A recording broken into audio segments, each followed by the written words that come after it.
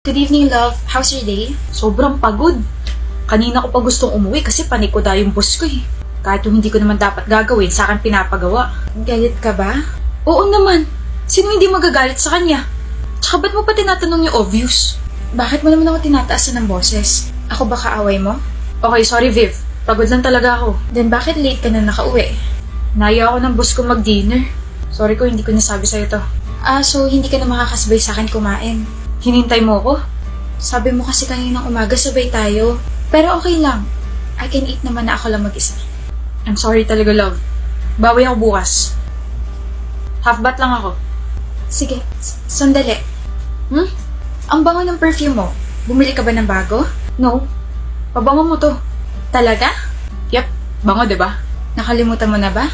Yung mga ginagamit kong pabango, yung mga katulad nung sayo, yung mga matatapang, never ako gumamit ng vanilla scent o kahit na anong pambabaeng pabango.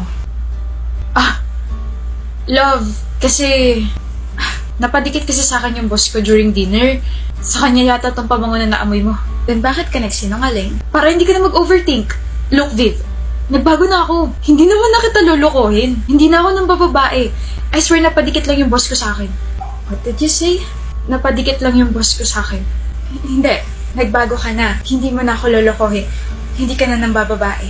So, ibig sabihin, ilang beses mo na ako niloko dati. Tama pala yung hula ko.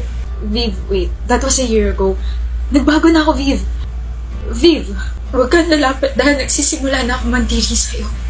I asked you a lot of times. I gave you a chance to tell the truth. Pero totoo pala talaga.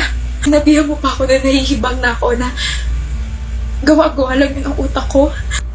Kahit siguro ilang beses mo sabihin na nagbago ka na, kahit ilang beses kang mag-explain, hindi na mawawala sa utak ko yung sinabi mo. Ano pa bang tinatago mo, Ambrose? wala na. Wala na akong tinatago. See? Hindi na ako naniniwala. No. I can't marry you. Viv, malapit na yung kasal natin. At malapit na rin ako maubos, Ambrose. I really can't marry you. Viv,